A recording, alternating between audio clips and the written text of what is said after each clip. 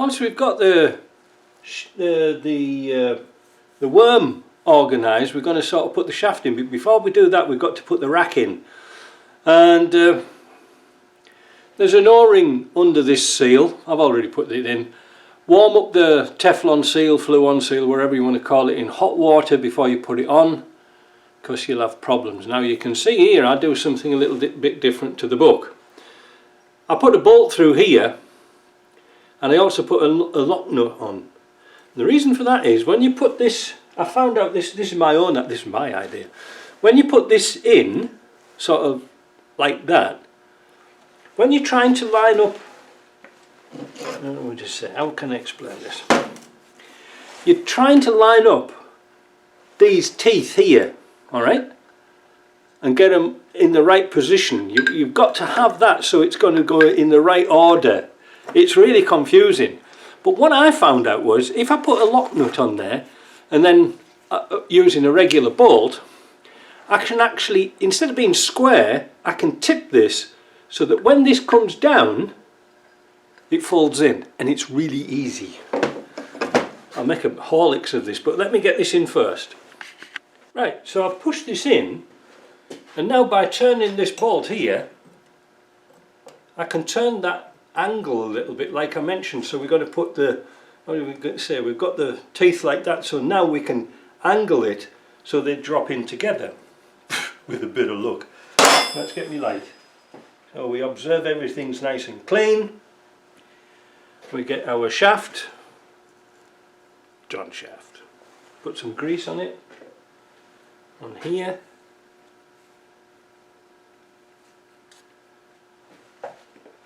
a little protective cap. I've already got the seal located, so we're going to just put that cap on there to protect the edge of the spline. No, not protect the spline, but protect the seal from the spline. And now we're going to try and drop this in. I haven't done it like this for a long time, so bear with me. Now, we need that to go in at an angle sort of like that. Is it going to go in? Yes. Now, where are those teeth? Needs to go in a bit deeper. Now, let's turn that way.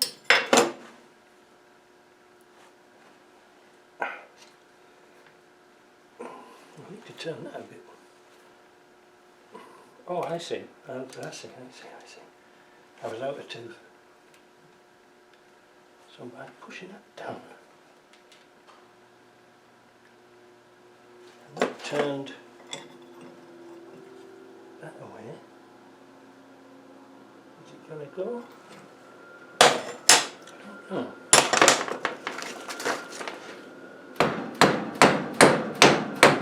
Oh, look at that! First time! Haha! First time in. Lovely jubbly, lovely jubbly. Now, the most important thing is not to turn the wheel while it's in. You know, you can move it around a little bit. Try not to turn it too much because it'll come out of gear because you haven't got the cover on. So, I'm going to play around with that and put the cover on. Now, without turning anything, we're going to turn we've put the O-ring in here, put plenty of grease on. We're going to turn that till it goes into its place. Alright, just gently Bentley. And that one, just give her a little bit of a wriggle. Make sure she's going to go down. That's lovely jubbly. Just give it a bit of tippity tap. Now, we need to find the bolts, which are here. Now, what we do now is we set the arm to its front position. Now on here I've already got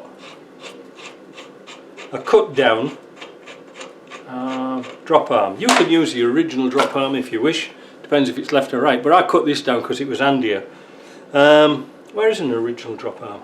I had one out a minute or two ago. Oh yeah, yeah. So some of them haven't got the little notch at the back. This one does, so that's why I use this one. And you can see in the bottom of the steering box here, there's a threaded portion. Now I've tapped down this thread here so that the nut goes on. This nut's all been sandblasted and zinc plated. So this should go on, that's it. And this will set its midway point. Alright, so you want to make sure that this, when you turn here, we can get that bolt in without any shenanigans. So that is its midway point. Alright, that's all there. So we've got the cover tightened down, they've got serrated nuts in. We've got this here, so now we're going to check, well, we've got the shaft coming through. Now we're going to check for backlash, and we want to get it negligible. So we're going to put it back in the vise again. So now we're going to push down the shaft till we get no backlash in here. If you look, observe this here. Wait a minute. Are you in your observing mode? Oh, I caught my handle on my strap. Right, so look, when I turn this here, this is in the midpoint, but it's not turning here. So we wind this down, and you can see the shaft coming out. That is just about to turn, and that's getting tight, so that'll be too much. Back this off just a little bit, and that's nice. So let's turn that till we get that to go into the hole, just to double check. Yes, that's our midpoint. Turn this, and there's no play on that. So now we're going to fit the lock nut onto here. There. See, these nuts have got the nylock inside. They're good. They're on good stuff.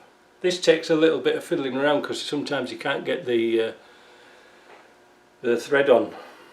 You know, it's been compressed a little bit too much. We'll see. Let's keep at it. Whilst we're in this position here, we put the oil seal in. Now, some of the seals aren't quite the right size. Some are and some aren't. I have no idea. I have a socket here which is 7/8, and it's just the nice size for banging that seal in. I'll put some grease on it. There we go. And now put the little circlip in. With the steering box in the middle position still, we're going to put this little tensioner in here for the rack. I've got a new O-ring on there. We'll give it a bit of a start with some grease. This was a bugger to get out, it was half rusty. Right, one of the final adjustments is we're going to tighten down the rack. We've put the little half moon ball thing in here, and at the moment we've got about 1 Newton metre. It isn't too bad. We're still at the central position, so we're like halfway, so that's good. We haven't changed anything. So we're going to tighten that down just till it touches like that, and have a look and see what this is now.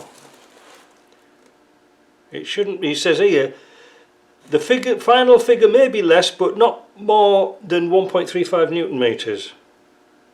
A little bit more.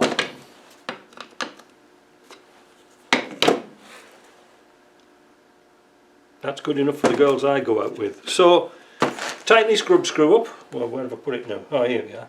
I'll put a little bit of grease on it, and then we'll find a suitable Allen key and give that a nip up. Right, last job. We're going to put the clip in here. I'll keep this one for last because it's a bugger of a job. We're going to use our special tool we've got. The drawing for this is in my shop. It's a free one. So we're going to push our ring in till it goes into here somehow. Wait a minute, how did I do it before? I've never used it for a long time. Right, so we've pushed in our ring here. I've got a split bearing here and pushed it in, I've now got a disc there, put it onto here. Now with a bit of luck, I know this is at an angle, so move it closer to the edge of the bench. That's better. Now that should, with a big hit,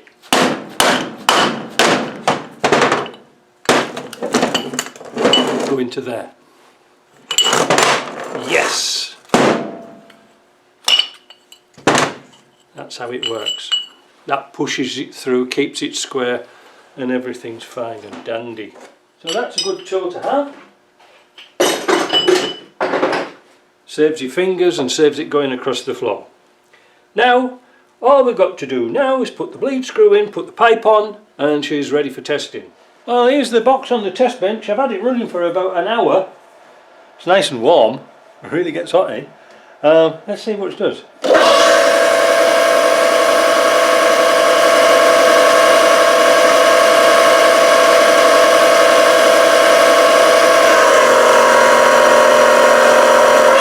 1,000 pound that way.